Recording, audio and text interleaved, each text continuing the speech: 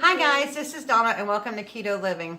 So I had this all filmed and yeah, some reason it just didn't do, and I even did it through YouTube. So anyway, I think what happened was that we hit the pause button instead of the other button, and when I did that it went away.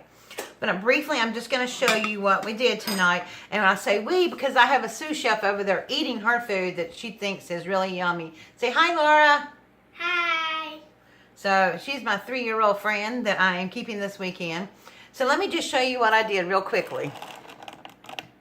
So I made shrimp Alfredo. So basically all I did was I ground up some Parmesan cheese, and I buy the whole block like this because it doesn't have any carbs in it when you grate your own. And I just put this on a little food processor and ground it up. And then I just heated some shrimp up. And of course I used my fettuccine noodles from my shirataki noodles, the 0 carb noodles. And how is it, Laura? Is it good?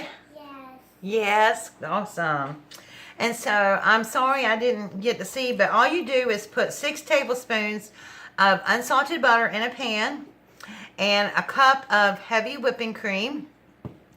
And then you heat it to it's a low simmer. You do not want it to boil. If you boil butter and heavy whipping cream, you're just going to get a big greasy mess. It'll break and it'll separate, and so you don't want that to happen.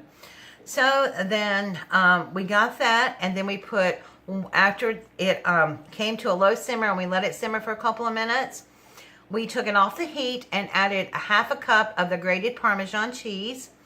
And we just kept stirring it and stirring it and stirring it until it got rich and creamy and smooth like this. And then we took a pound of shrimp, and we heated it in a pan with some butter. Now this was already pre-cooked shrimp, so we cheated a little bit. But we just heated it up in a pan just so it'd get that buttery taste to it. And then we rinsed our noodles really good, and then we drained them, and then we put them in the pan with the sauce. But as always, I will include the recipe below in the description box. But I'm very sorry that I didn't get it all in the process of cooking. So, but it's so simple to make. You just have to watch your heavy cream and butter pretty good and keep stirring constantly. All right, guys, thank you. I don't want it to get cold because I want to go eat. I will see you all soon. Bye.